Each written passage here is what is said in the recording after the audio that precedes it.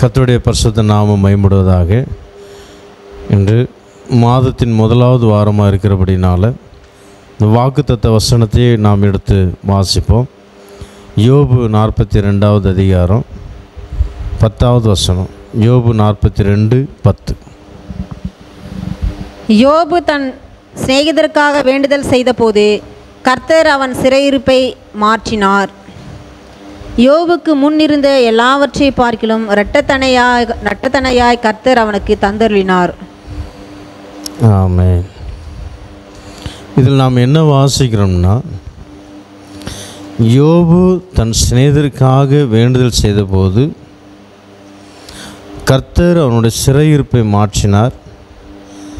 அவனுக்கு முன்னிருந்ததை பார்க்கல இரட்டத்தனையாக கர்த்தர்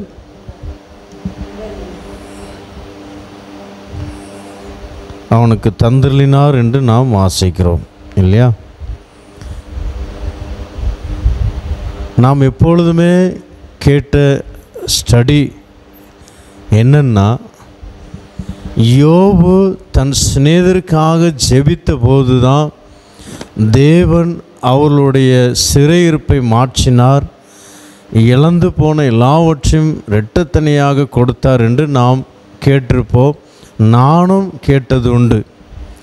எனக்கு அருமையான தேவனுடைய பிள்ளை, நாட்களில் அந்த வேத புத்தகத்தை நான் ஆழமாக மறுபடியும் வாசித்து தேவ சமூகத்தில் உட்கார்ந்தபோது தான் அதனுடைய ரகசியங்கள் எனக்கு ஆண்டவர் வெளிப்படுத்தினார். ஒருவேளை எல்லாருக்கும் வெளிப்படுத்தியிருக்கலாம், ஆனால் ஒன்றும் அதில் வெளிப்பாடு என்று சொல்லுவதற்கு ஒன்றுமே இல்லை. ஆனால் அதை கவனமாக நாம் வாசிக்கும்போது ஆவியானவர் தான் அதை நமக்கு அதை லைனாக கோர்த்து அவர் பேசுவதற்காக கர்த்தர் கிருபை தருகிறார் என்று சொல்ல முடியும். அதில் வெளிப்பாடு ஒன்றுமே இல்லை. இதை பற்றி நாம் முக்கியமாக யோபுடைய அந்த டாபிக் வரும். இந்த 7வது பாயிண்ட் வரும், சிறையிருப்பை மாற்றினார். அப்பொழுது இதை பற்றி நாம் கொஞ்சம் ஆழமாக படிக்கலாம். இப்பொழுது கர்த்தர் யாருடைய சிறையிருப்பில் இருந்து விடுதலை கொடுத்தார், எப்படி விடுதலை என்பதை நாம் இன்று தியானிக்க போகிறோம். யோபை பற்றி நாம் கடைசியாக நாம் தியானிப்போம். எனக்கு அருமையான தேவனுடைய பிள்ளையே, இதில் 2 விதமான ஆசீர்வாதத்தை பற்றி நாம் பார்க்கிறோம். முதலாவது, சிறையிருப்பை மாற்றுகிறார். இரண்டாவது, இரட்டிப்பான ஆசீர்வாதத்தை கொடுக்கிறார். முதலாவது நாம் வாசிப்போம். தேவன் யாருடைய சிறையிருப்பை மாற்றினார்? சிறையிருப்பு என்று சொன்னால் உண்மையாகவே சிறைச்சாலையில் இருக்கிற ஒரு அனுபவம். வேறு விதத்தில் சொல்லப்போனால் பிசாசின் கட்டுகளில் இருக்கிறது, அது ஒரு சிறை அனுபவம். சமாதானம் இல்லாமல் இருக்கிறது, அது ஒரு சிறை அனுபவம். வியாதியோடு இருக்கிறது, அது ஒரு சிறை அனுபவம். இப்படியாக பல ஒன் பை ஒன்னாக நாம் சொல்லிக்கொண்டே போகலாம். இந்நாட்களில் அநேகர் பலவிதமான சிறையின் அனுபவத்துக்குள் காணப்படுகிறதை நாம் பார்க்க முடியும். எனக்கு அருமையான தேவனுடைய பிள்ளைகளே, இன்று நாம் ஒன் பை ஒன்றா நாம் வாசிக்க போகிறோம். தேவனுடைய பரிசுத்தவான்கள் எப்படிப்பட்ட சிறையின் அனுபவத்தில் காணப்பட்டார்கள், எதற்காக அந்த சிறையின் அனுபவத்தை அனுபவித்தார்கள், அவர்கள் எப்படி விடுதலை பெற்று வெளியே வந்தார்கள் என்பதை நாம் தியானித்து, மற்றும் சில பரிசுத்தவான் சிறையில் இருந்து வெளியே வர முடியாதபடி அப்படியே சிறையின் கட்டுகளோடு மடிந்ததாக, அதுவும் ஏன் மடிந்தார், என்ன காரணம் என்பதையும் நாம் இன்று ஆவியானவர் கொடுக்கிற கிருபையின்படி நான் உங்களுக்கு இன்று விளக்கி காண்பிக்க நான் விரும்புகிறேன். முதலாம் நாம் வாசிப்போம். ஆதியாகமம் 39வது அதிகாரம் 20வது வசனம். ஆதியாகமம் 39:20. யோசேப்பின் எஜமான் அவனை பிடித்து ராஜாவின் கட்டளையால் காவலில் வைக்கப்பட்டவர்கள் இருக்கும் சிறைச்சாலையிலே அவனை ஒப்புவித்தான். யோசேப்பை இப்போ சிறைச்சாலையில் போடுகிறார்கள். யோசேப்பு செய்த தப்பு என்ன? யோசேப்பு செய்த தவறு என்னங்க? செய்யாத குற்றத்துக்கு யோசேப்பு சிறைப்பாடுகளை அனுபவிக்கிறார். எனக்கு அருமையான தேவனுடைய பிள்ளையே, யோசேப்பு ஒரு குற்றமும் செய்யாத ஒரு பரிசுத்தவான். இல்லாததை சொல்லி அவரை சிறைக்குள்ளாக போத்திபாரனுடைய மனைவி மூலமாக அவர் தள்ளப்படுகிறதை நாம் வாசிக்கிறோம். எனக்கு அருமையான தேவனுடைய பிள்ளைகளே, இந்நாட்களில் எத்தனையோ தேவ ஜனங்கள் இந்த மாதிரியான வழிகளில் கடந்து கொண்டு செல்லுகிறதை நாம் பார்க்கிறோம், கேள்விப்படுகிறோம். எத்தனையோ பேருடைய சாட்சிகளை நாம் கேட்கிறோம். என்னை அவதூறாக பேசினார்கள், என்னை அவதூறாக பேசி எல்லாரும் முன்பாக என்னை அசிங்கப்படுத்தினார்கள் என்று சொல்லி, அதுவும் நான் ஒரு தப்பும் பண்ணலை, அப்படி இருக்கும்போது நான் எப்படி அதை நான் சகிக்க முடியும் என்று எத்தனையோ பேர் வேதனையோடு கண்ணீரோடு இருந்து தேவ சமூகத்தில் காத்திருந்து விடுதலை பெற்ற சாட்சிகளை நாம் கேட்டதுண்டு. எனக்கு அருமையான தேவனுடைய பிள்ளையே, எத்தனையோ சம்பவங்களை நான் உங்களுக்கு முன்பாக நான் எடுத்து வைக்கலாம். ஒரே ஒரு சம்பவத்தை நான் வைக்கிறேன். எனக்கு அருமையான தேவனுடைய பிள்ளையே, ஒரு முறை ஒரு சகோதரி ஒரு ஆபீஸில் வேலை செய்து கொண்டு இருக்கும்போது தவறுதலாக பணம் எடுத்ததாக அவர் மேல் குற்றம் சாட்டினார்கள். மேல் அதிகாரி அவர்களை பார்த்து, நீங்கள் இனிமேல் வேலைக்கு வர வேண்டாம், நீங்கள் எங்கள் பைசாவை எடுத்து விட்டீர்கள், அதை கொடுக்கும் வரையும் நீங்கள் வர வேண்டாம், நீங்கள் கொடுத்தாலும் நீங்கள் வர வேண்டாம், கொடுக்காவிட்டாலும் நாங்கள் போலீஸுக்கு கம்ப்ளைண்ட் பண்ணுவோம் என்று சொல்லி அவர்களை வேலைக்கு வராதபடி ஆக்கிவிட்டார்கள். அது மாத்திரமல்ல, எல்லாருக்கும் முன்பாகவும் இந்த வார்த்தையை சொன்னதினால் அவர்களுக்கு மிகவும் வேதனை. பணம் நான் எடுக்கலை, அது மாத்திரமல்ல எல்லாரும் முன்னாடி இப்படி சொல்லிட்டாங்க, நான் சிறைச்சாலைக்கு போக வேண்டியது வருமோ என்று சொல்லி அவர்கள் பயந்து வேதனையோடு கண்ணீரோடு தேவனுடைய சமூகத்தில் காத்திருந்து ஜெபிக்க ஆரம்பித்தார்கள். 2 மாதம் செல்லவில்லை. போலீஸுக்கு கம்ப்ளைண்ட் கொடுத்தாங்களோ கொடுக்கவில்லையோ தெரியவில்லை.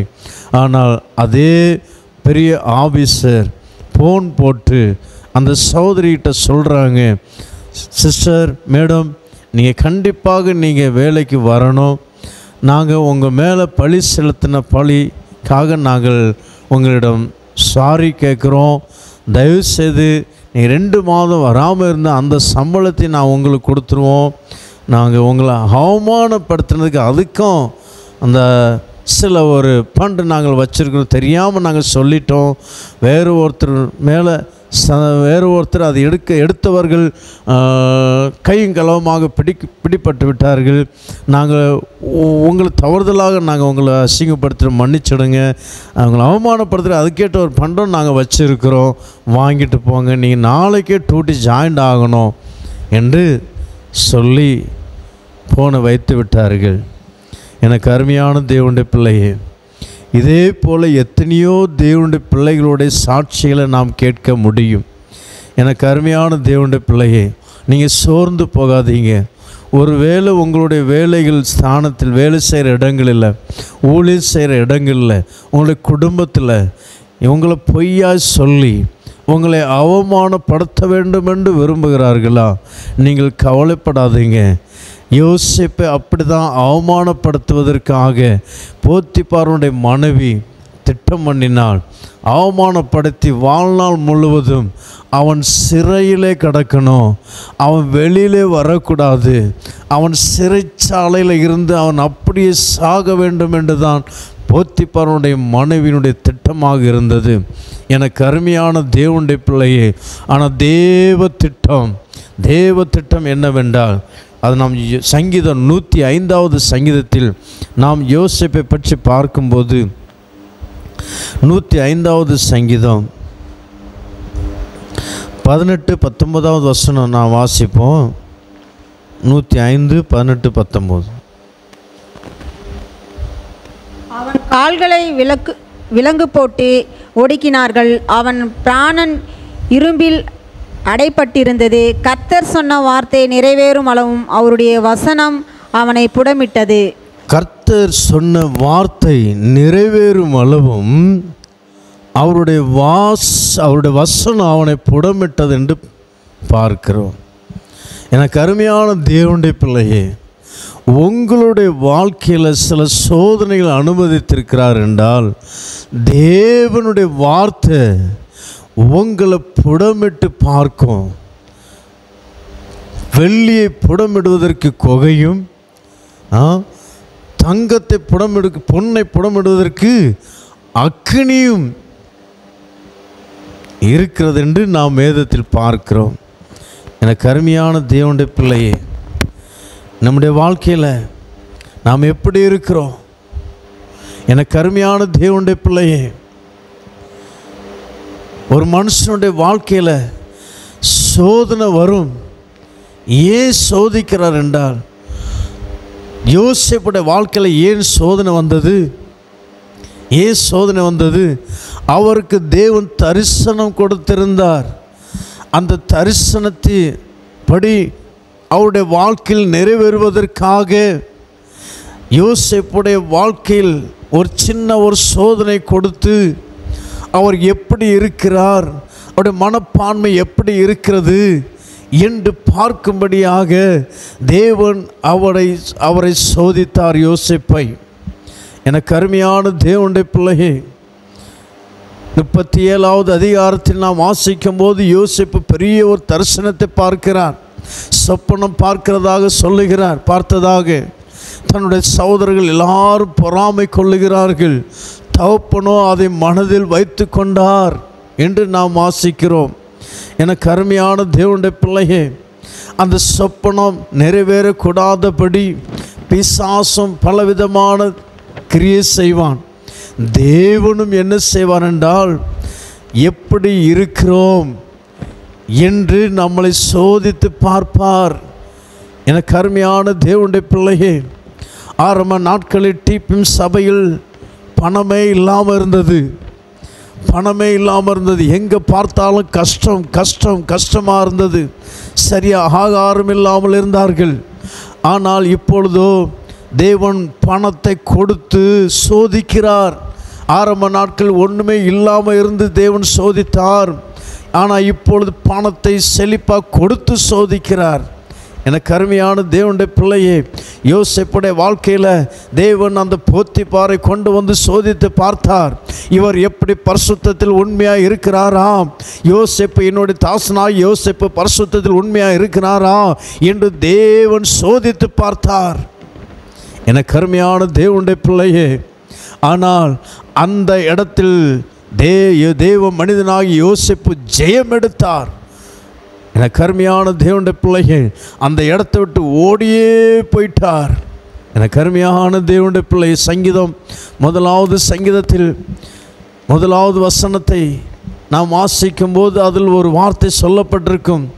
துன்மார்க்கருடைய ஆலோசனையில் நடவாமலும் பாவிகளுடைய வழியில் நில்லாமலும் பரியாசக்காரர் உட்காரும் இடத்தில் உட்காராமலும் என்று சொல்லப்பட்ட அந்த வார்த்தையின்படியே அவர் பாவிகள் நிற்கிற இடத்துல நிற்கக்கூடாது என்று அந்த போத்திபாரனுடைய மனைவி பொல்லாத ஒரு பாவியான ஸ்திரீ, அவளோடு இருக்கக்கூடாது நிற்கக்கூடாது என்று தன்னுடைய வஸ்திரம் போனாலும் பரவாயில்ல, என்னுடைய அவமானம் போனாலும் பரவாயில்ல, என்னுடைய ஜீவியத்தை நான் காத்துக்கொள்ள வேண்டும், என்னுடைய பரிசுத்தத்தை நான் காத்துக்கொள்ள வேண்டும். என் வஸ்திரம் போனால் போகட்டும் பரவாயில்ல, ஆனால் என்னுடைய பரிசுத்த ஜீவியத்தை நான் இழந்து விட மாட்டேன் என்று அவர் தீர்மானத்தில் வைராக்கியமாக இருந்தார். அல்லேலூயா, ஷாபா ரதே ராபார. அப்படிப்பட்ட ஒரு சோதனைகள் நமக்கு வருமானால் நாம் எப்படி இருப்போம்? தேவன் நம்மை சோதிப்பார். எனக்கு அருமையான தேவனுடைய பிள்ளையே, தேவன் நம்மளை சோதித்து பார்த்து அதற்கு பிறகுதான் தேவன் நமக்கு கொடுக்கப்பட்ட தரிசனத்தின்படி சொப்பனத்தின்படி நம்மளை உயர்த்துவார். ஹல்லேலூயா. அருமையான தேவனுடைய பிள்ளையே, அந்த சிறையில் கூட தேவனுடைய நாமம் தூசிக்கப்படும்படியாக அந்த இடத்தில் கூட ஏதாவது செய்கிறாரா என்று தேவன் பார்த்து கொண்டு இருந்தார். அந்த இடத்தில் கூட யோசேப்பு ஒரு வார்த்தை கூட தேவனுக்கு விரோதமாகவோ மற்றவர்களுக்கு தீமையான காரியம் செய்யவோ ஒன்றுமே செய்ததாக நாம் பார்க்கவில்லை. எனக்கு அருமையான தேவனுடைய பிள்ளையே, அதனால் ஒரு நேரம் வந்தது. 41வது அதிகாரம், ஆதியாகமம் 41வது அதிகாரம் 14வது வசனத்தை வாசிப்போம். அந்த வசனத்தை நாம் பார்க்கும்போது, எந்த மனிதர்கள் சிறைச்சாலையில் தள்ளினார்களோ அவர்களுக்கு முன்பாகவே தேவன் பெரிய ஒரு அதிபதியாக உயர்த்தப்படுகிறதை நாம் பார்க்கிறோம். 41:14. அப்பொழுது பார்வோன் யோசேப்பை அழைப்பித்தான். அவனை தீவிரமாய் காவல் கிடங்கிலிருந்து கொண்டு வந்தார்கள். அவன் சவரம் பண்ணிக்கொண்டு வேறு வஸ்திரம் தரித்து பார்வோனிடத்தில் வந்தான். பார்வோன் யோசேப்பை நோக்கி, ஒரு சொப்பனம் கண்டேன், அதன் அர்த்தத்தை சொல்ல ஒருவரும் இல்லை. நீ ஒரு சொப்பனத்தை கேட்டால் போதும். இதில் நாம் என்ன பார்க்கிறோம்னா, சிறையில் இருந்து விடுதலை. யோசேப்புக்கு சிறையில் இருந்து கர்த்தர் ஒரு விடுதலை கட்டளையிட்டார். இனிமேல் அவருக்கு சிறை வாழ்க்கை அல்ல. என் அருமையான தேவனுடைய பிள்ளையே, என் சத்தத்தை கேட்டுக்கொண்டிருக்கிற அருமையான தேவனுடைய பிள்ளையே, உங்களுக்கு இனிமேல் சிறையின் வாழ்க்கை அல்ல. இன்று முதல் இந்த மாதத்தில் கர்த்தர் சொல்லுகிற வார்த்தை, உங்கள் சிறையிருப்பு மாறுகிறது. உங்கள் சிறையிருப்பை தேவன் மாற்றுகிறார். எப்பேற்பட்ட ஒரு சிறையிருப்பாக இருந்தாலும் சரி, அவதூறாக பேசுகிறார்களா, இல்லாத பொல்லாத சொல்லி உங்களை தூற்றுகிறார்களா, உங்களை அவமானப்படுத்துகிறார்களா, அந்த சிறையிருப்பு இன்றோடு தேவன் மாற்றி போடுகிறார். உங்களுக்கு ஒரு உயர்ந்த பதவியை தேவன் தர வாஞ்சிக்கிறார். நீங்கள் கண்ட சொப்பனம், நீங்கள் கண்ட தரிசனத்துக்கு ஏற்ற பிரகாரமாக தேவன் உங்களை உயர்த்த விரும்புகிறார். ஹல்லேலூயா. ஷபாரபர திராபர. ஆமென். ஹல்லேலூயா. இரண்டாவதாக ஒரு மனுஷனை பற்றி நாம் பார்க்க முடியும். வாசிப்போம். நியாயாதிபதிகள் 16:21.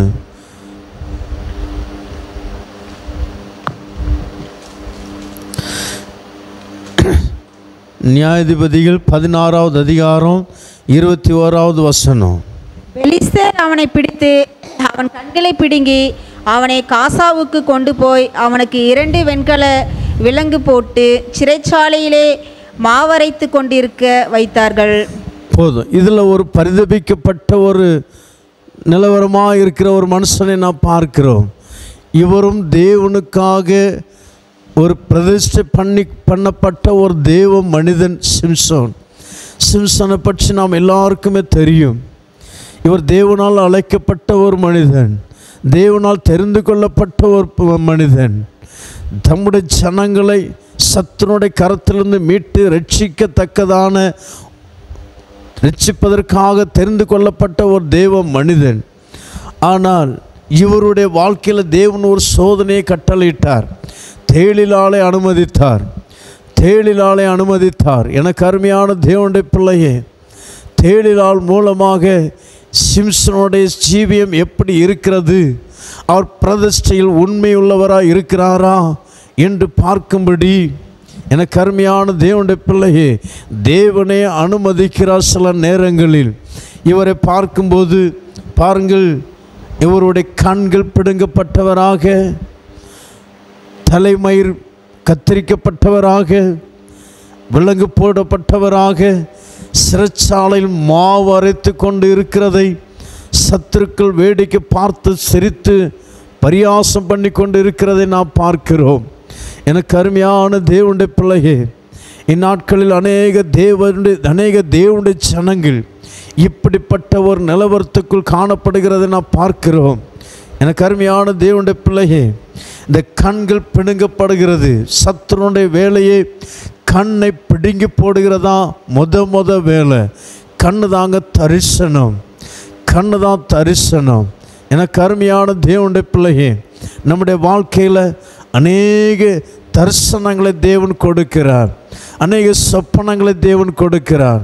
அந்த சொப்பனங்கள் தரிசனங்கள் மூலமாக தேவனுடைய வாழ்க்கை, நம்முடைய ஊழிய பகுதியை கட்டும்படியாக, நம்முடைய வாழ்க்கை கட்டும்படியாக தேவன் என்ன செய்கிறார் என்றால் அந்த தரிசனத்தை கொடுக்கிறார். ஆனால் சிலர் பிரச்சனையின் மூலமாக, சோதனை மூலமாக என்ன செய்கிறார்கள்?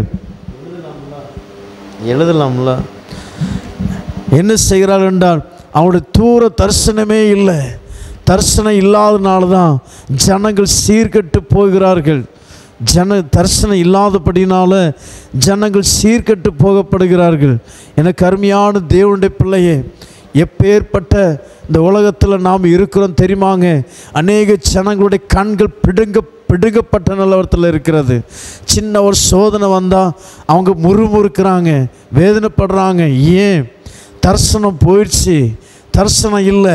கர்த்தர் என்னை உருவாக்குவார், என்னை உயர்த்துவார், எனக்கு ஒரு தரிசனம் கொடுத்திருக்கிறார், எனக்கு ஒரு பெரிய ஒரு தரிசன சொப்பனத்தை கொடுத்திருக்கிறார், அதன்படி செய்வார். நிச்சயமாக நடக்கும், நிச்சயமாக நடக்கும், நிச்சயமாக நடக்கும்.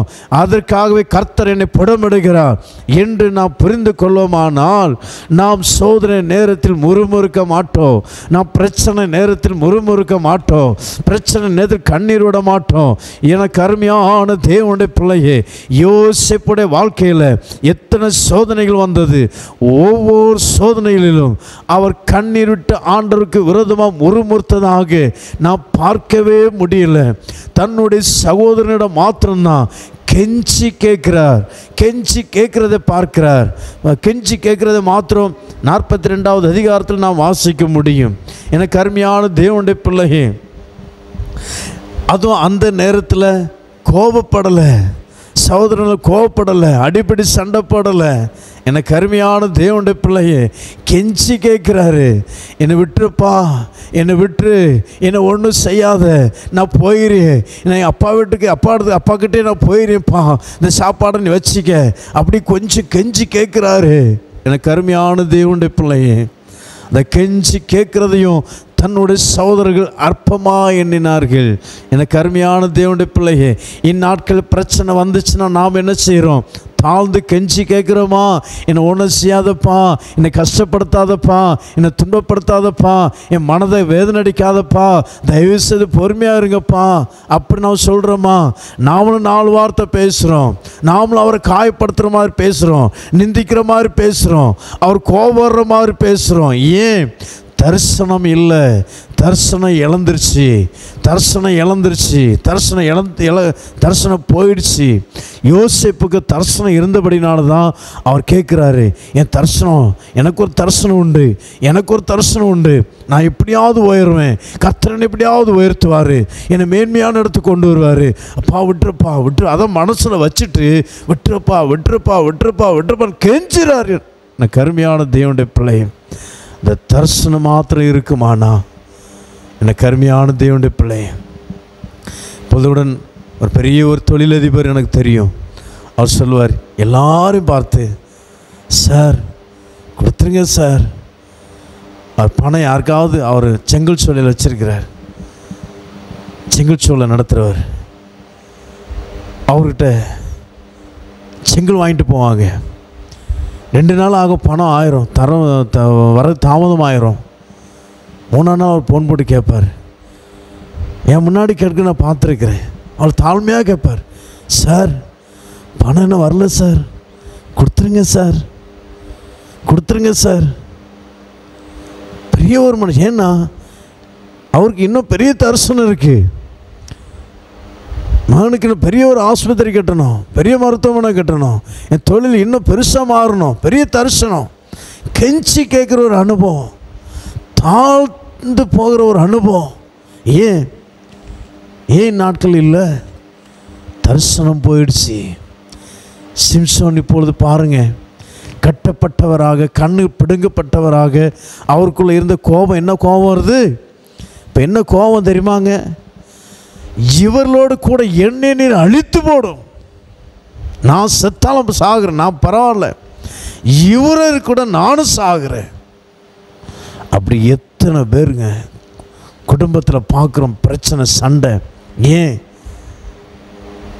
இந்த மாதிரி சூழ்நிலை நிறைய இடங்களை பார்க்குறோம். நானும் இருக்கக்கூடாது, அவனும் இருக்கக்கூடாது, போ வேண்டாம். இது பொல்லா தரிசனம் இழந்த உடைய வாழ்க்கையில் இப்படி தான் நடக்கும், இப்படி தான் பேசுவாங்க, இப்படி தான் கிரியைகள் இருக்கும். எனக்கு அருமையான தேவனுடைய பிள்ளையே, அவங்களும் பரலோகத்துக்கு போக மாட்டாங்க, அவங்க பரலோகத்துக்கு போகிறவங்களும் விட மாட்டாங்க. எனக்கு அருமையான தேவனுடைய பிள்ளையே, நம்முடைய வாழ்க்கையில் சில சோதனைகள் வரும்போது நாம் கவனமாக ஜாக்கிரதையாக நாம் அதில் ஜெயிக்கிறவர்களாக பார்க்கணும். நமக்கு ஒரு தரிசனம் உண்டு, நமக்கு தேவனோட தரிசனம் கொடுத்துருப்பார். அந்த லக்கை நோக்கி தான் போயிட்டுருக்கணும். பரிசுத்த பவுல் என்ன சொல்கிறாருன்னா, அந்த லக்கை நோக்கி நான் தொடர்கிறேன், லக்கை நோக்கி தொடர்கிறேன். அப்படின்னா அங்கே அந்த பக்கம் வலது பக்கம் இடது பக்கம் என்ன பிரச்சனை வந்தாலும் அதெல்லாம் பார்க்கவே மாட்டார், அதெல்லாம் கண்டு கொள்ளவே மாட்டார். பிரச்சனை, ஐயோ எனக்கு ஏன் இந்த பிரச்சனை, ஏன் எனக்கு இந்த போராட்டம், அவர் ஒரு நாளும் சொன்னதில்லைங்க. அவர் ஏதாவது சொன்னாரா? ஒரே ஒரு நாள் தான் 3 முறை ஜெபம் பண்ணியிருக்கிறேன். என் சரீரத்தில் பலவீனம், ஊழியம் செய்ய முடியல ஆண்டவரே, ஊழியம் செய்ய முடியல, இந்த பலவீனம் முள்ளாக குத்துதுன்னு. இப்போ ஆண்டவர் சொன்னார், உன் பலவீனத்தில் ஏன் பலன் உனக்கு பூரணமாக விளங்கும், என் கிருபை உனக்கு போதும், போ. அந்த நாளில் இருந்து பரிசுத்த பவுல் ஒரு நாள் அவர் பலவீனப்பட்டதில்லை, முறுமுறுத்ததில்லை. பிலிப்பியர் 4:13 நான் வாசிக்கும் போது, என்னை பலப்படுத்துகிற கிறிஸ்துவினால் நான் எல்லாவற்றையும் செய்ய எனக்கு பலன் உண்டு என்று சொல்லுகிறார். எனக்கு அருமையான தேவனுடைய பிள்ளையே, நம்முடைய வாழ்க்கையில் ஒரு லக்கு உண்டு, தரிசனம் உண்டு. அந்த தரிசனத்தை குறிக்கோளாக போயிட்டே இருக்கணும். காற்று அடிக்கட்டும், மழை வரட்டும், என்ன வரட்டும், போயிட்டே இருக்கணும். அதை பார்த்து சோர்ந்து போகக்கூடாது. எனக்கு அருமையான தேவனுடைய பிள்ளையே, அப்படி இருக்கும்போது தான் அந்த தரிசனத்தை நாம், அந்த லக்கை நாம் அடைய முடியும். அந்த தரிசனத்தின்படி தேவன் நம்முடைய வாழ்க்கையில் அவர் கிரியை செய்ய முடியும். யோசேப்புடைய வாழ்க்கையில் கிரியை செய்தார் அல்லவா? எனக்கு அருமையான தேவனுடைய பிள்ளையே, 3வது ஒரு மனுஷனை பற்றி நான் பார்க்கிறோம். அப்போஸ்தலர் 5வது அதிகாரம் 14 20 வரை வாசிக்கும் போது அதில் ஒரு சம்பவத்தை, ஒரு தேவ மனிதனை பற்றி நான் பார்க்க முடியும். அப்போஸ்தலர் 5:14 வாசிக்கும். புருஷர்களும் ஸ்திரீகளும் விசுவாசமுள்ளவர்களாகி கர்த்தரிடமாய் அதிகமாய் சேர்க்கப்பட்டார்கள்.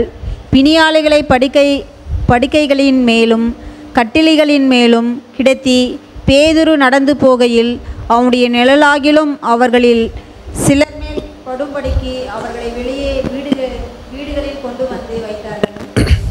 சுற்று பட்டணங்களில் இருந்து திரளான ஜனங்கள். போதும். இதில் நம்ம கீழே வாசிக்கும் போது, திரளான புருஷர்களும் ஸ்திரீகளும் விசுவாசம் உள்ளவர்களாகி கர்த்தரிடமாய் அதிகமாக சேர்க்கப்பட்டார்கள். பிணியாளிகளை படுக்கைகளின் மேலும் கட்டில்களின் மேலும் கிடத்தி பேதுரு நடந்து போகையில் அவருடைய நிழலாகிலும் அவர்கள் சிலர் மேல் படும்படிக்கு அவர்களை வெளியே வீதிகளில் கொண்டு வந்து வைத்தார்கள். இதெல்லாம் பார்த்து நிறைய அற்புதம் நடந்தது. 18வது வசனம். அப்பொழுது அப்போஸ்தலர்களை பிடித்து பொதுவான சிறைச்சாலையில் வைத்தார்கள். இதில் அப்போஸ்தலர்கள் என்று சொல்லப்பட்டிருக்கு. பேதுரும் அதில் கூட இருக்கிறார், மற்ற சில அப்போஸ்தலர்களும் இருக்கிறாங்க, சில ஊழியரும் இருக்கிறாங்க. சாதாரண ஒரு சிறைச்சாலையில் வைத்திருக்கிறாங்க பிடிச்சு. இவர்களை ஏன் சிறைச்சாலையில் வைத்தார்கள்?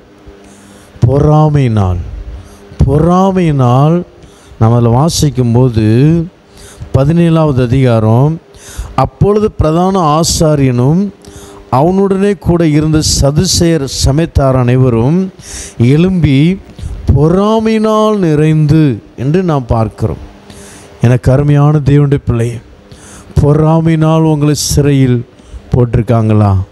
பொறாமையினால் இந்த அநேகர் ஆஃபீஸில் வேலை செய்கிற இடங்களில் பொறாமையினால் சில இடங்களில் உண்மையாக இருக்க முடியல.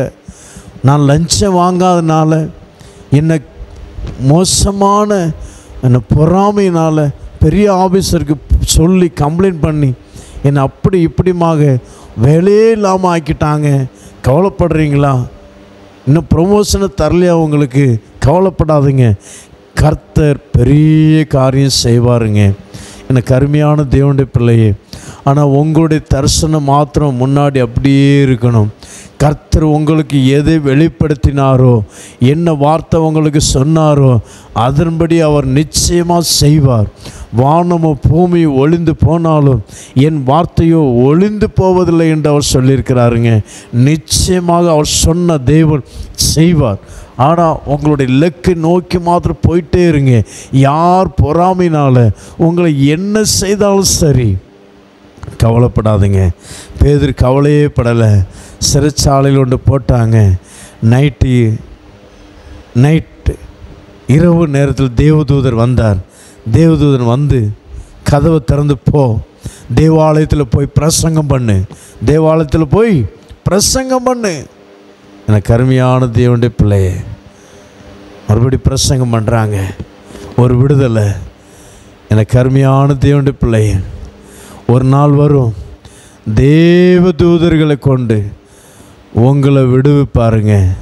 நீங்கள் ஆச்சரியப்படுவீங்க. எப்படி நடந்தது உங்களுக்கு தெரியாதது, உங்களுக்கு தெரியாது. யார் பொறாமையினால் உங்களை சிறைக்குள்ளாக்கினார்களோ அவர்கள் ஆச்சரியப்படத்தக்க விதமாக கர்த்தர் அவர்கள் கண்களுக்கு முன்பதாகவே கர்த்தர் உங்களை உயர்த்தி வைப்பாருங்க. ஹல்லேலூயா. எவ்வளோ வேணும் சந்தேகமே இல்லைங்க. கர்த்தருடைய பிள்ளைகள் ஒருபோது வெட்கப்பட்டு போவதே இல்லை.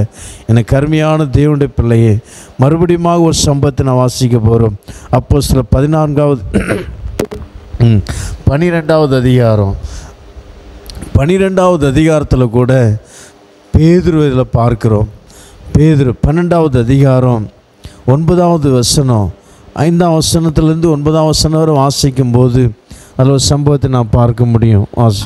அப்படியே பேதுரு சிறைச்சாலையிலே காக்கப்பட்டிருக்கையில் சபையார் அவனுக்காக தேவனை நோக்கி ஊக்கத்தோடு ஜெபம் பண்ணினார்கள்.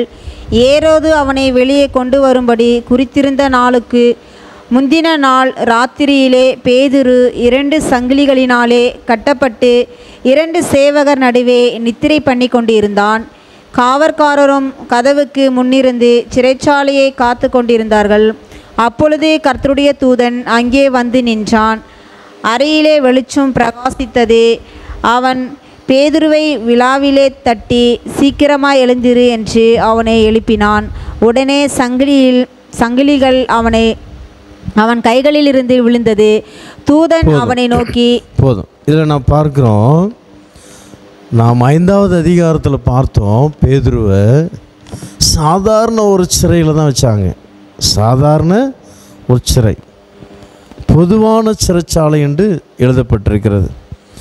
ஆனால் 12வது அதிகாரத்தில் பார்க்கும்போது 3 அடுக்கு கொண்ட பயங்கரமான காவல். 3 அடுக்கு. எனக்கு அருமையான தேவனுடைய பிள்ளையே, இந்த 3 ஏன்னா இந்த பொதுவான சிறையில் வைத்தபோது இவர்கள் வெளியே போயிட்டாங்க. இவர்கள் தேவன் அவர்களை வெளியே கொண்டு போயிட்டாங்க. இப்போ நம்ம 3 அடுக்கு கொண்ட பயங்கரமான காவல் சிறையில் கொண்டு போடுவோம். இவர்கள் எப்படி வெளியே வருவார்கள் என்று பார்ப்போம். எனக்கு அருமையான தேவனுடைய பிள்ளையே பாருங்க. ஆனால் பேதுருக்கு ஒரு நம்பிக்கை இருந்தது. பேதுருக்கு ஒரு நம்பிக்கை இருந்தது. என்னை அந்த சிறையிலிருந்து விடுவித்த தேவன் மறுபடியும் அந்த தேவதூதன் வருவார், என்ன எழுப்பி கூட்டிகிட்டு போவதற்கு. அந்த ஒரு விசுவாசத்தில் அவர் அமைதியில் தூங்குகிறார். அமைதியில் நல்லா தூங்குகிறார். எனக்கு அருமையான தேவனுடைய பிள்ளையே, போராட்டமா சிறையின் அனுபவமா, கவலைப்படாதீங்க. நாம் என்ன செய்யணும்? கவலையே இல்லாமல் சந்தோஷமாக நிம்மதியாக தூங்குங்க. தூங்கி முழிச்சு பாருங்க.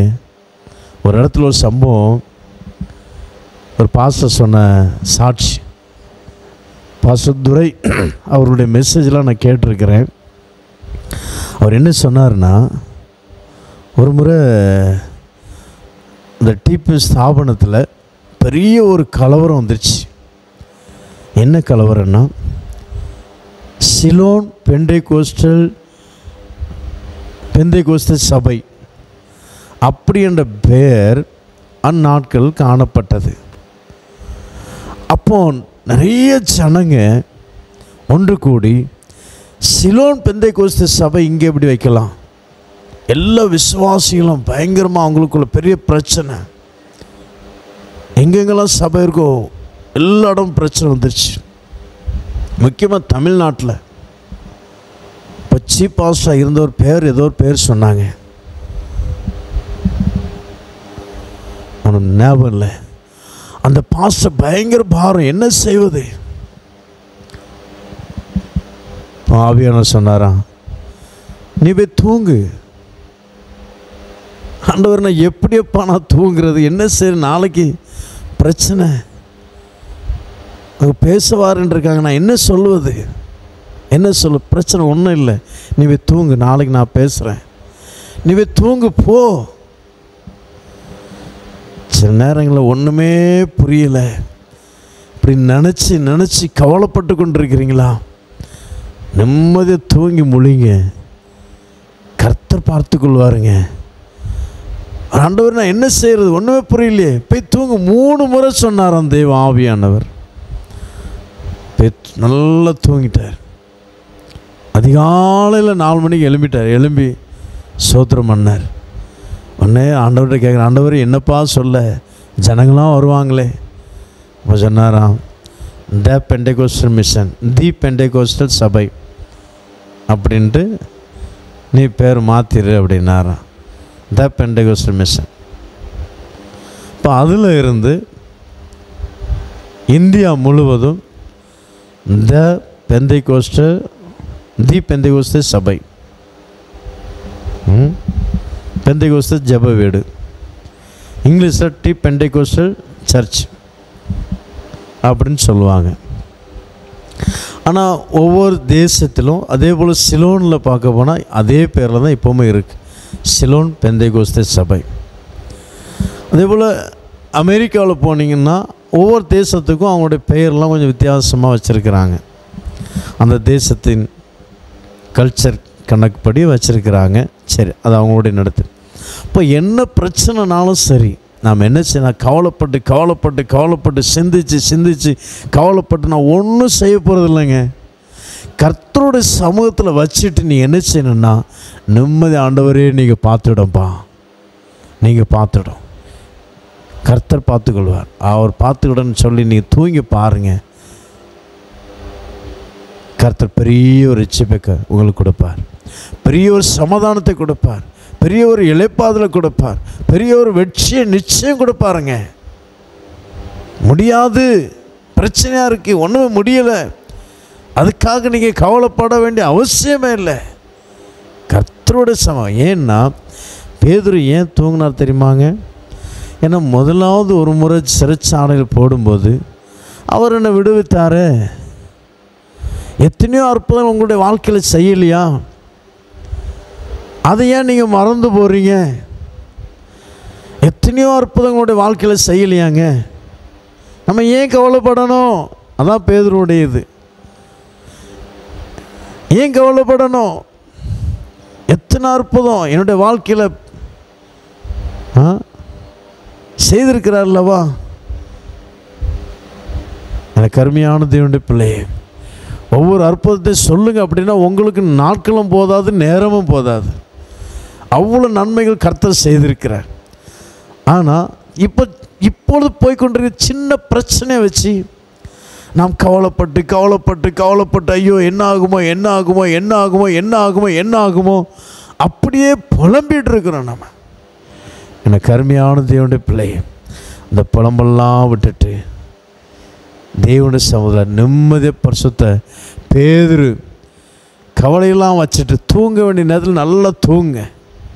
அதனால் எப்பவும் தூங்க சொல்ல, தூங்க வேண்டிய நேரம் அதான் இரவு நேரத்தில் தான். இரவு நேரத்தில் நல்லா தூங்க, கர்த்தர் மேல் பாரத்தை வைத்து விட்டு. அதான் ஃபாதரைய நல்ல பாடல் பாடியிருக்கிறார். கர்த்தர் மேல் பாரத்தை வைத்து விடு, கலங்கி தவிக்காதே, அவரே உன்னை ஆதரிப்பார், அதிசயம் செய்வார். ஆமென், ஹல்லேலூயா. அவரே உன்னை ஆதரிப்பாருங்க. அவர் மேலே பாரத்தை வச்சிடுங்க. மத்தேயு 12:29 நாம் என்ன வாசிக்கிறோம்? எல்லாத்துக்கும் தெரிஞ்ச வசனம். வருத்தப்பட்டு பாரம் சுமக்கிறவர்களே, நீங்கள் எல்லாரும் என்னிடத்தில் வாருங்கள், நான் உங்களுக்கு இளைப்பாறுதல் தருவேன். 11:29 28 11:28. இப்போ நீ அவரிடத்துல வந்தாச்சுன்னா உங்கள் பாரத்தை அவர் மேலே இறக்கி வச்சிடுங்க. அப்பா நீங்கள் பார்த்துடுங்கப்பா, சந்தோஷமாயிருங்க, எப்பொழுதும் சந்தோஷமாயிருங்க, சந்தோஷமாயிருங்க, எப்பொழுதும் சந்தோஷமாயிருங்க, என்னதான் நேர்ந்தாலும் சோர்ந்து போகாதீங்க, என்னதான் நேர்ந்தாலும் சோர்ந்து போகாதீங்க, நம்மை அழைத்த தேவன் கைவிட மாட்டா, சந்தோஷமாயிருங்க, நம்மை அழைத்த தேவன் கைவிட மாட்டா, சந்தோஷமாயிருங்க, சந்தோஷமாயிருங்க, எப்பொழுதும் சந்தோஷமாயிருங்க. ஹல்லேலூயா. அடுத்தாப்புல ஒரு மனுஷனை, தேவ மனுஷனை பற்றி நான் பார்க்கிறோம். அதே புஸ்தகத்தில் 16:25 16:25 வசனம் நம்ம எல்லாத்துக்குமே தெரியும். பவுலும் சீலாவும் சிறைச்சாலையில் இருந்தபோது அவர்கள் என்ன செய்து கொண்டிருந்தாங்க? 16:25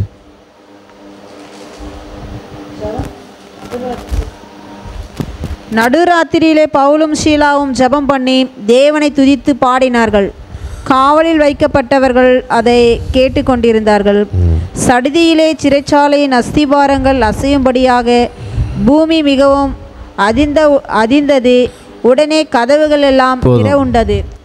பாருங்க, இங்கே ஒரு தேவ மனிதனை பற்றி, 2 மனுஷர்களை பற்றி பார்க்கிறோம். பவுலும் சீலாவும் அவர்களை சிறைச்சாலையில் வச்சிருக்கிறாங்க. எனக்கு அருமையான தேவனுடைய பிள்ளையே, அவர்கள் என்ன செய்கிறாங்கன்னா ஜெபம் பண்ணி, ஃபஸ்ட் ஆரம்பத்தில் சின்ன ஜெபம் பண்ணுவாங்களா, அந்த சின்ன ஜெபம் பண்ணி பாடி துதிக்க ஆரம்பிச்சிட்டாங்க. ஒரே பாடல் தான், சின்ன ஜெபம். ஆண்டவரே இந்த ஜெபத்தை நீங்கள் பொறுப்படுத்தி நடத்துங்க, ஆசீர்வதி. அவர் ஒரே பாடல் பாடல் பாடல் பாடல் பாடல் பாடல் பாடி பாடி பாடி பாடி பாடிட்டே இருக்கிறாங்க. அங்கே அபிஷேகம் இறங்குது. அவங்களுக்குள்ள அபிஷேகம் இறங்குறதில்ல, இந்த பில்டிங் மேலெல்லாம் அபிஷேகம் இறங்கிடுச்சு. அவங்களும் துள்ளி குதிக்கிறாங்க, பில்டிங்கும் ஆடுது. சிறைச்சாலை கதவுகளெல்லாம் திறந்துருச்சு, பூட்டுகளெல்லாம் போயிடுச்சு. அப்படியே கட்டுகள்லாம் அபிஷேகத்தின் மூலம் கட்டுகள்லாம் உடஞ்சிருச்சு. எவ்வளோ ஒரு அற்புதம் பாருங்கள். நான் ஃபாதர் ஐயா பாடல் பாடினார் இல்லையா, இன்றைக்கி ஒரு பாடல் பாடணும். உங்கள் ஊழியம் நாயே கலங்கணும், அழைச்சது நீங்க நடத்தி செல்வீங்க. உங்க ஊழியம் நாயே கலங்கணும், அழைச்சது நீங்க நடத்தி செல்வீங்க. பவுலையும் சீலாவையும் பாட வைத்தீரே, சிறையிலே நள்ளிரவில் ஜெபிக்க வைத்தீரே. பவுலையும் சீலாவையும் பாட வைத்தீரே, சிறையிலே நள்ளிரவில் ஜெபிக்க வைத்தீரே. கதவு திறந்தன, கட்டுகள் உடைந்தன. கதவு திறந்தன, கட்டுகள் உடைந்தன. காக்கும் தெய்வம் நீர் இருக்க கவலை பயம் எனக்கு எதற்கு? காக்கும் தெய்வம் நீர் இருக்க கவலை பயம் நமக்கு எதற்கு? உங்க ஊழியம் நான் ஏன் கலங்கணும்? அழைச்சது நீங்க, நடத்தி செல்வீங்க. உங்க ஊழியம் நான் ஏன் கலங்கணும்? அழைச்சது நீங்க, நடத்தி செல்வீங்க. ஹல்லேலூயா. ஹல்லேலூயா. பவுலும் சீலாவும் ராத்திரி ஜெபம் பண்ணி, நடுராத்திரி ஜெபம் பண்ணி பாடல் பாடி துதித்து கொண்டிருக்கிறாங்க. எனக்கு அருமையான தேவனுடைய பிள்ளை, உங்களுடைய சரீரத்தில் சில கட்டுகள் இருக்கா? வியாதி கட்டா, பாவக்கட்டா, சாபக்கட்டா? சிலர் நினைப்பாங்க சில வியாதி சில சரீரத்தில் தீரா வியாதி போல் இருக்கும். அவங்க நினச்சி கொள்வாங்க, பெருமையாக சிலவங்க பேசுவாங்க. எப்படி பேசுவாங்க? இது எங்கள் அப்பாவுக்கு இருந்த வியாதி. சிலவங்க மனஸ்தாபத்தோடு சொல்லுவாங்க, இது எங்கள் அப்பாவுக்கு இருந்த வியாதி, எங்கள் அம்மாவுக்கு இருந்த வியாதி. இது இரத்த சம்பந்தமாக வருஷம் எல்லா பரம்பரையாக வந்து கொண்டே இருக்குது. எங்கள் அம்மாவுக்கு இருந்துச்சு, இப்போ எனக்கு இருக்குது, எங்கள் பையனுக்கும் வந்திருக்குது. இந்த சாட்சியை நேற்று ஜீசஸ் ரெடிமிஸ் அந்த ஸ்தாபனத்தை சார்ந்த ஜெபிக்கலாம் வாங்க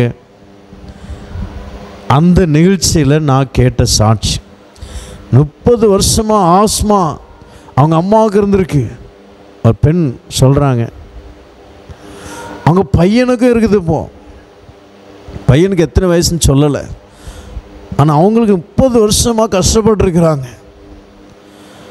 ஆனால் இந்த வியாதி போகணுமா அவங்களுக்கு ஒரு வாஞ்சை. சிலவங்களுக்கு என்னென்னா வாஞ்சை இராது. இது அப்படி தான் இருக்கும், இது அப்படி தான் இருக்கும், இது என்ன அம்மா அப்பாவுக்கெலாம் இருந்துருக்கலாம், நமக்கும் அப்படி தான் இருக்கும், இது மாறாது, என்னதை சாப்பிட்டாலும் என்னதை தின்னாலும் போகாது அப்படி நினைக்க அது அப்படியே தான் இருக்கும். முடியாது, அது பலவீனம் இருக்குது, முடியாது, வியாதி இருக்குது, முடியாது, என்னால் முடியாது வியாதி சொல்ல சொல்ல அந்த வியாதி இன்னும் அதிகரித்து கொண்டே இருக்கும். வியாதி பொல்லாத ஒரு ஆவி, அதை புரிந்து கொள்ளுங்க. அது யாருடைய இரத்தத்திலிருந்து வருந்தாலும் சரி, இரத்த சம்பந்தமான வியாதியாக இருந்தாலும் சரி, இல்லை வேறு எந்த வியாதியாக இருந்தாலும் சரி, ஒவ்வொரு வியாதிக்கு பின்னாடி பொல்லாத ஒரு ஆவி இருக்குது. நானும் டிபிஎம் பாஸ்டர் மூலமாக நிறைய சாட்சி கேட்டிருக்கிறேன். அந்த சாட்சியோட நானும் அது அங்கே தான் அப்படி நடக்கும் அப்படி நான் நினச்சிருந்தேன். நேற்று அந்த செய்தி கேட்கும்போது அந்த அம்மா சொல்லுது, ஐயா மோகன் ஐயா ஜோம் பண்ணாங்க, ஒரு பொல்லாத ஆவி என்னை விட்டு கற்போர் உருவம் வெளியேறதை நான் பார்த்தேன். அதுலேருந்து எனக்கு இப்போ முன்னாடி துள்ளி குதிக்க முடியாது, இப்போ நல்லா வீசிங்க எனக்கு இல்லை அப்படிங்குது. எனக்கு அருமையான தேவனுடைய பிள்ளைய, தேவனால் கூடாத காரியம் ஒன்றுமில்லைங்க. தேராபார். எனக்கு அருமையான தேவனுடைய பிள்ளை, என்ன கட்டுனாலும் சரிங்க, என் தேவனே எனக்கு இது விடுதலை வேணும், விடுதலை வேணும்.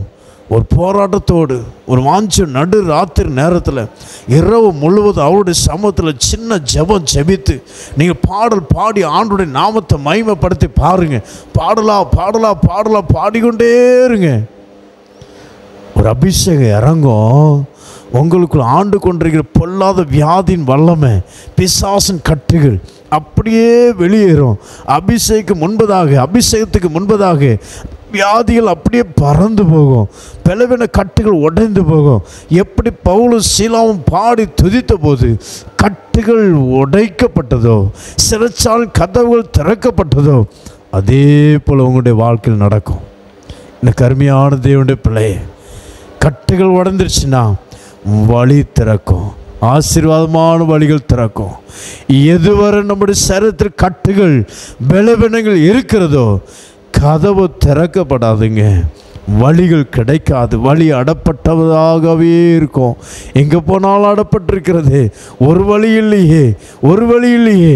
எனக்கு அருமையான தேவனுடைய பிள்ளையே, முதலாவது உன்னுடைய சரீரத்தில் காணப்படுற பலவீனங்கள், வியாதிகள், சாபக்கட்டுகள், பாவக்கட்டுகள் எல்லாவற்றிலும் ஒரு விடுதலை பெற்றுக்கொள்ளும் போது தான் உங்களுடைய ஆசீர்வாதத்தின் கதவுகள் திறக்கப்படும்.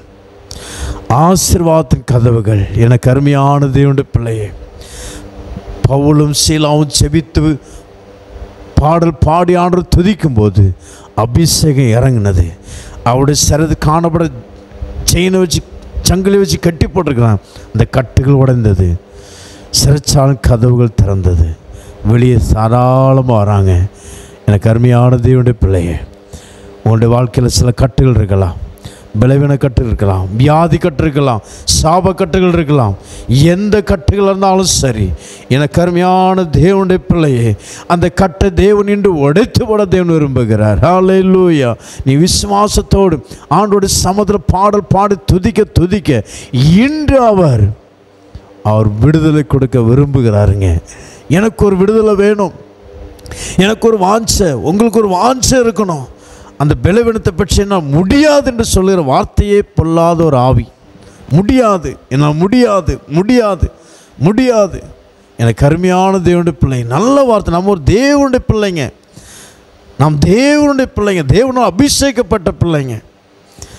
பரிசுத்த பவுல் ஒரே ஒரு நாள் தான் ஆண்டவரோடு சொல்கிறார், ஆண்டவரே முடியலப்பா, என்னால் முடியலையே. ஆண்டவரோட பேசுகிறார், நான் உனக்கு கிருபை தருவேங்க, என் கிருபை உனக்கு போதும். உன் பலவீனத்தில் ஏன் பலன் உனக்கு பூரணமாக விளங்கும். ஆண்டோடைய வேத புத்தகத்தை நம்புறீங்க, ஒருபோதும் முடியாதுன்னு சொல்லவே மாட்டாங்க. ஆண்டவரே அப்பா, அந்த நாள் முதல் பரிசுத்த பவுலுக்கு எவ்வளோ பலவீனங்கள் இருந்தாலும் சோத்திரம் சோத்திரம் சோத்திரம் சோத்திரம் பண்ணி அவருடைய ஊழியத்தை வெற்றிகரமாக செய்து முடித்ததாக நான் பார்க்கிறோம். எனக்கு அருமையான தேவனுடைய பிள்ளை, பரிசுத்த பவுல் பிலிப்பியர் 4:13 என்ன சொல்கிறாருன்னா, என்னை பலப்படுத்துகிற கிறிஸ்துவினால் எல்லாவற்றையும் செய்ய எனக்கு பலன் உண்டு என்று சொல்லுகிறார். இன்னொரு வார்த்தை 105வது சங்கீதத்தில் ஒரு வசனம் வாசிக்க முடியும், அவர்களுக்குள் பலவீனப்பட்டவர்கள் ஒருவனும் இருந்ததில்லை என்று நாம் வாசிக்க முடியும். 105வது சங்கீதம் 37வது வசனம், அவர்கள் கோத்திரங்களில் பலவீனப்பட்டவன் ஒருவனும் இருந்ததில்லை. ஹல்லேலூயா. 105:37.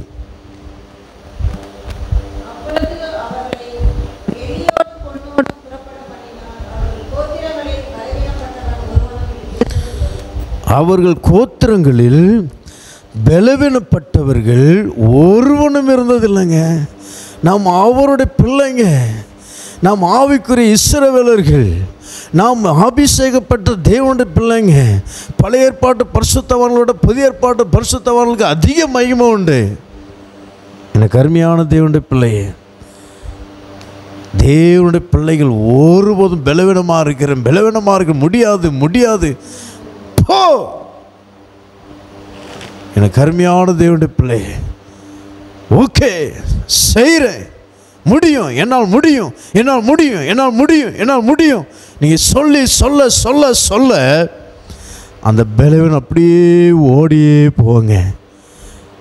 எத்தனையோ சாட்சிகளை கேட்டிருக்கிறேன்.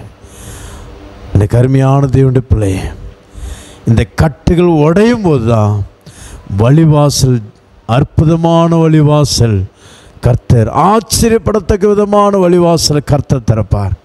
மனிதர்கள் ஆச்சரியப்படுவாங்க, உங்கள் சத்துருக்கள் ஆச்சரியப்படுவாங்க.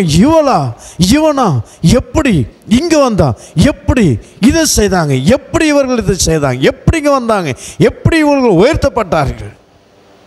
இந்த கருமையான தேவனுடைய பிள்ளை, அதிசயம் அற்புதம் நடக்கும்.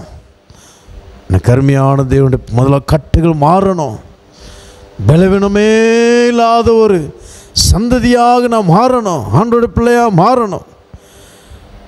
பலவீனப்படுத்துகிற பொல்லாத வல்லமையை நாம் என்ன செய்யணும்? ஜெயிக்கணும்.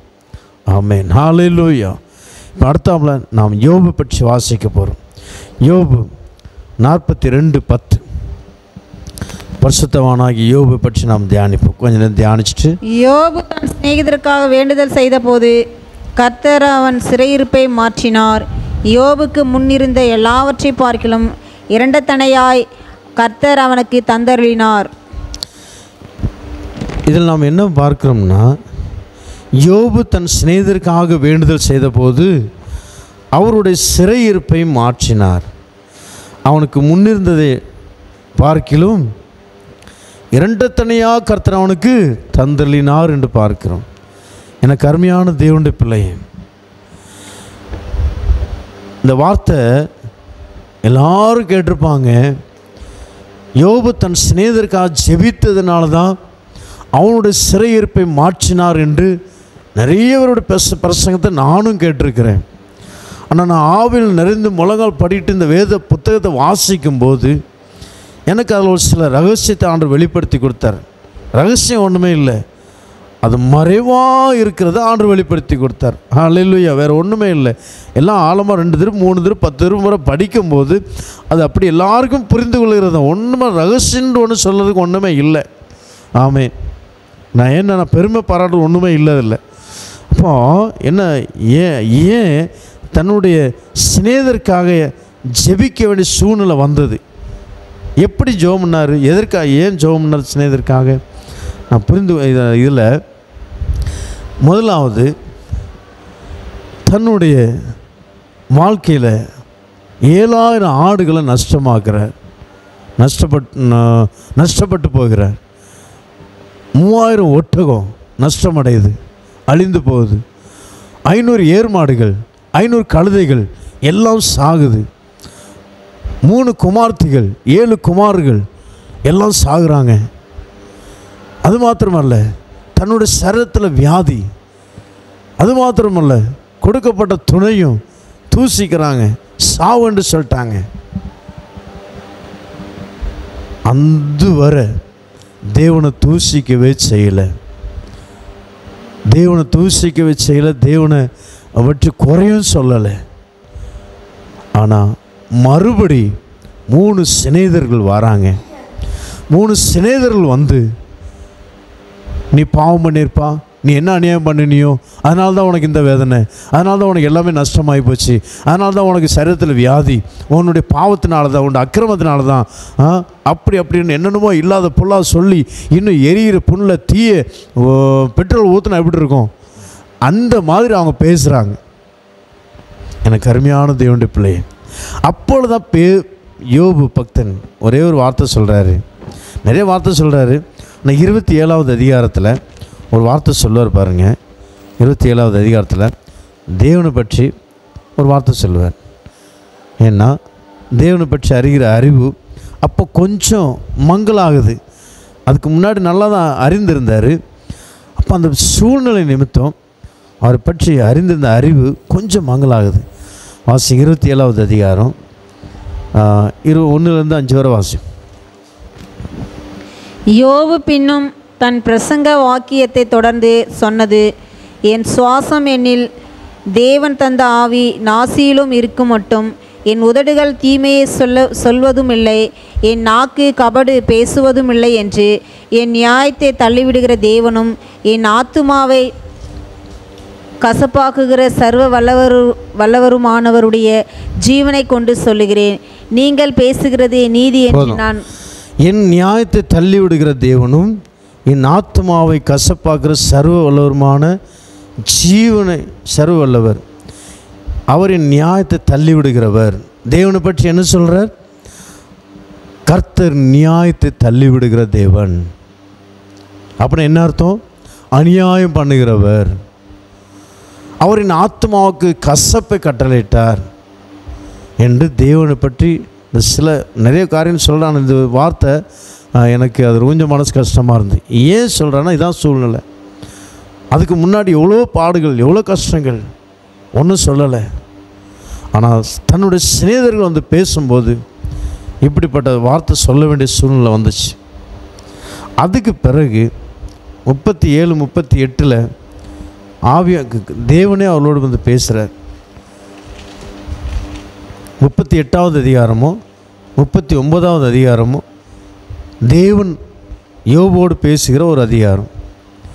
2 அதிகாரத்தில் தேவன் பேசி முடித்த பிறகு அவர் சொல்கிறார், 40வது அதிகாரத்தில் 4வது வசனத்தில் என்ன சொல்கிறாருன்னா, இதோ நான் நீசன், நான் உமக்கு என்ன மறுத்துரு சொல்லுவேன், என் கையினால் என் வாயை பொத்தி கொள்ளுகிறேன் என்று சொல்லுகிறார். எனக்கு அருமையான தேவனுடைய பிள்ளையே, நான் நீசன் என்று ஒத்துக்கொள்கிறேன், நான் பாவி, உமக்கு முன்பாக நான் என்ன சொல்ல முடியும், என் வாயை நான் பொத்தி கொள்கிறேன்ப்பா. எனக்கு அருமையான தேவனுடைய பிள்ளையே, அதுக்கு பிறகு 42வது அதிகாரத்தில் அவர் வார்த்தை சொல்வார், தேவரீர் சகலத்தையும் செய்ய வல்லவர், நீ செய்ய நினைத்தது தடைப்படாது என்று அறிந்திருக்கிறேன்னு சொல்லுகிறார். அந்த அறிவு அதுக்கு பிறகுதான் வருது அவருக்கு. தேவன் அவரோடு பேசின போது தான் அவருக்கு அந்த அறிவு மறுபடியும் வருது. எனக்கு அருமையான தேவனுடைய பிள்ளையே, இப்போ தேவன் யோபோடு பேசி முடித்த பிறகு தேவன் எங்கே போகிறார்? நேரு யோபுவிடம் வந்து பேசி துன்பப்படுத்தி காயமான வார்த்தை, நிந்தையான வார்த்தை பேசி காயமான வார்த்தை பேசினார்கள். அந்த சிநேகிதரோடு போகிறார், சிநேகிதருடைய வீட்டுக்கு போகிறார் தேவன். மறுபடி 7வது வசனத்தில் நாம் என்ன பார்க்கிறோம்னா, கர்த்தர் இந்த வார்த்தைகளை யோபோடு பேசின பின் கர்த்தர் தேமானியனான எலிப்பாசை நோக்கி, உன்மேலும் உன் 2 சிநேகிதர் மேலும் எனக்கு கோபம் மூழ்கிறது, என் தாசனாகி யோபு பேசினது போல் நீங்கள் என்னை குறித்து நிதானமாய் பேசவில்லை. பார்த்தீங்களா, நேரே எங்கே போகிறாரு? இப்போ யோபுகிட்ட பேசி முடிச்சுட்டு நேரே அந்த சிநேகிதர் வீட்டுக்கு போகிறார். ஏன்னா அவங்களும் தேவனுடைய பிள்ளைங்க தான், அவங்களும் அறியாமல் தான் பேசிட்டாங்க. அது ஆண்டவர் பார்க்கிறார். ஏன்னா உலக மனுஷன் எல்லாருமே, ஒரு மனுஷன் கஷ்டப்படுறானா அவங்க என்ன அநியாயம் பண்ணாங்களோ, என்ன பாவம் பண்ணாங்களோ, என்ன துரோகம் பண்ணாங்களோ, அதனால தான் அவங்களுக்கு அந்த கஷ்டம். உலக மனுஷன் எல்லாருமே அப்படி தான், கிறிஸ்தவங்களோடு அப்படி தான் நினைப்பாங்க. சில சத்தியத்தை அறியாதவர்கள், வேத வசனத்தை சரியாக புரிந்து கொள்ளாதவர்கள், கர்த்தரை சரியாக புரிந்து கொள்ளாதவர்கள், அநேக பாடுகளின் வழியாக செல்லாதவர்கள், அப்படி தான் அவங்க எடை போடுவாங்க. கிறிஸ்தவர்கள் கூட, உலக மனிதர்கள் மாத்திரமல்ல, கிறிஸ்தவர்களும் இவர்களும் இந்த தேமானியனாகி எலிப்பாசு இவங்கெல்லாம் கர்த்தரை அறிந்தவர்கள். நீங்கள் அந்த அவர்கள் பேசும்போது, அவரோட உரையாடும் போது, யோபோடு பேசும்போது நீங்கள் சொல்லலாம், புரிந்து கொள்ள முடியும். ஆனால் இவர்கள் அழிந்து போகக்கூடாது, இவருடைய ஆத்மா நரத்து போகக்கூடாது என்பது தேவன் ஒரு பாரம். அதனால் அங்கேயும் அவர் வீட்டுக்கும் போகிறார். பார்த்தீங்களா, இவ்வளோ அருமையாக இவ்வளோ அங்கே போய், என் தாசனாகி யோபு பேசினது போல் நீங்கள் பேசலை, நீங்கள் கடூரமாக பேசியிருக்கீங்க யோபுகிட்ட. அதனால் நீங்கள் 7 காளைகளையும் 7 ஆட்டு கடாக்களையும் தெரிந்து கொண்டு என் தாசனாகி யோபினிடத்தில் போய் உங்களுக்காக சர்வாங்க தகன பலிகளை இடுங்கள். பார்த்தீங்களா, நீங்கள் இதெல்லாம் எங்கே கொண்டு போகணும்? யோபுகிட்ட கொண்டு போகணும். என் தாசனாகி யோபுகிட்ட கொண்டு போகணும். அவங்கிட்ட கொண்டு போய் நீங்கள் அவங்க முன்பாக என்ன செய்யணும்? சர்வாங்க தகன பலிகளாக இடுங்கள்.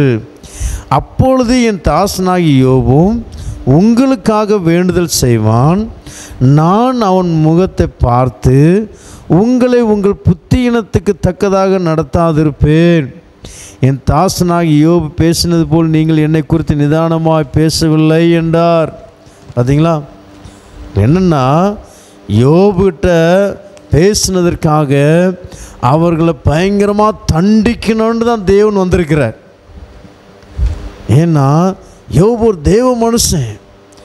நீ என் பிள்ளைகிட்ட என் பிள்ளைக்கு விரோதமாக என்னென்னலாம் பேசியிருக்கிறா, பயங்கரமாக தண்டிக்கணும் தான் இறங்கியிருக்கிறாரு. ஆனால் ஏதோ ஒரு மன இறக்கம் அவர் மேலே வந்திருக்கு. ஆனால் நீங்கள் தண்டிக்கப்படாமல் இருக்கணுன்னா, உங்களோட புத்திக்கு தகுந்தபடி நான் நடத்தாமல் இருக்கணுன்னா, 7 ஆட்டு கடாக்களையும் 7 காளைகளையும் நீங்கள் தாசனாகி யோபுக்கிட்ட கொண்டு போங்க. அவர் முன்பாக நீ என்ன செய்யணும்? தகுன பலியிடுங்க. அப்பொழுது அவர் உங்களுடைய தாழ்மையை, உங்கள் நற்குணத்தை பார்த்து யோபு உங்களுக்காக வேண்டுதல் செய்யும்போது நான் கேட்பேன், உங்களுக்கு வருகிற அழிவு நின்று நீங்கள் ரட்சிக்கப்படுவீங்க. அதுக்கு பிறகு தான் யோபு, அதுக்கு பிறகு தான் 10வது வசனத்தில். அதனால தான் 10வது வசனம் நாம் என்ன வாசிக்கிறோம்? யோபு தன் சிநேகிதருக்காக ஜெபித்த போது உடனே அவரோட சிறையிருப்பு மாறுது. சிநேகிதருடைய அங்கே சிநேகிதருக்காக வர வேண்டிய இந்த தண்டனை அதுவும் அப்படியே வேற எங்கேயோ ஓடிடுது. எனக்கு அருமையான தேவனுடைய பிள்ளை, யோபுடைய சிறையிருப்பு வியாதி, கஷ்டம், பிரச்சனை, போராட்டம், தரித்திரமாகி போச்சு. ஒன்றுமே இல்லைல்ல வீட்டில். எல்லாம் மாறும், எல்லாம் சிறையிருப்பு மாறும். எந்த விதமான நீங்கள் சிறையிருப்போடு இருந்தாலும் சரி, கர்த்தர் மாற்றுவாருங்க. ஹல்லேலூயா. எனக்கு அருமையான தேவனுடைய பிள்ளை, கடைசி ஒரு வசனத்தை வாசிப்போம்.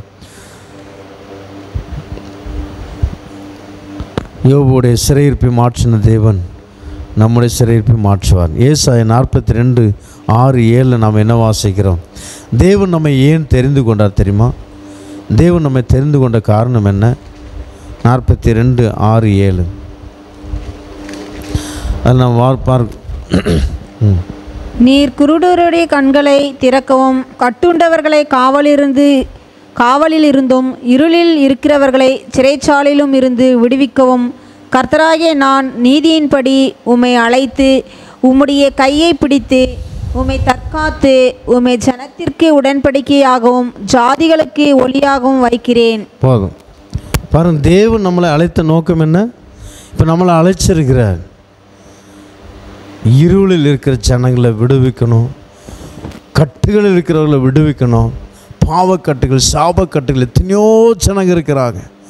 அதற்காகவே தேவன் நம்மளை தெரிந்தெடுத்திருக்கிறார். ஷாபா ராபா ராத்தி ராபா ரா. எனக்கு அருமையான தேவனுடைய பிள்ளை, உங்களை விடுவிச்சாரு, பாவக்கட்டுகளிலிருந்து விடுவிச்சாரு, வியாதி கட்டுகளிலிருந்து விடுவிச்சாரு, பிசாசின் கட்டுகளிலிருந்து விடுவிச்சாரு. உங்களை விடுவித்தார்ல, விடுவிச்சு உங்களை கொண்டு வந்திருக்கிற. ஏன்? அதே போல் பாவ கட்டுகள், சாப கட்டுகள் இருக்கிறவர்களை விடுதலையாக்கணும். நீங்கள் போய் புறப்பட்டு சென்று சுவிசேஷத்தை பிரசங்கிங்கள். பாவத்தில் ஜீவிக்கிற ஒவ்வொரு ஜனங்களும் விடுவீங்கள். ஒவ்வொருத்தரும் அபிஷேகத்தை கொடுத்துருக்கிறாருங்க, கிருபை கொடுத்துருக்கிறார், வரங்களை கொடுத்துருக்கிறார். இந்த கருமையான தேவனுடைய பிள்ளை, இந்த வரத்தை பயன்படுத்துவோம், வரங்களை பயன்படுத்துவோம். மிஸ்யூஸ் பண்ண வேண்டாம். கண்களை மூடுவோம், தேவனுடைய கரத்தில் ஒப்பு கொடுப்போம். சிறையின் அனுபவங்கள் மாறும். இந்த கருமையான தேவனுடைய பிள்ளை, கட்டுகள் மாறும், வியாதிகள் மாறும், பாவக்கட்டுகள், சாபக்கட்டுகள், பிசாசின் கட்டுகள் எல்லாம் மாறும் மாறும் மாறும். இந்த கருமையான தேவனுடைய பிள்ளை, தேவனுடைய வார்த்தை சத்தியம். பவுலையும் சீலாவையும் பாட வைத்தீரே, சிறையிலே நள்ளிரவில் செபிக்க வைத்தீரே. பவுலையும் சீலாவையும் பாட வைத்தீரே, சிறையிலே நள்ளிரவில் செபிக்க வைத்தீரே. கதவு திறந்தன, கட்டுக்கள் உடைந்தன. கதவு திறந்தன, கட்டுக்கள் உடைந்தன. காக்கும் தெய்வம் நீர் இருக்க கவலை பயம் எனக்கு எதற்கு? காக்கும் தெய்வம் நீர் இருக்க கவலை பயம் நமக்கு எதற்கு? உங்க ஊழியம் நானே கலங்கணும், அழைச்சது நீங்க நடத்தி செல்லுவீங்க. உங்க ஊழியம் நானே கலங்கணும், அழைச்சது நீங்க நடத்தி செல்லுவீங்க. ஹல்லேலூயா. சோதரம் பண்ணுவோம். சோதராம் சோதராம் சோதராம் சோதராம்.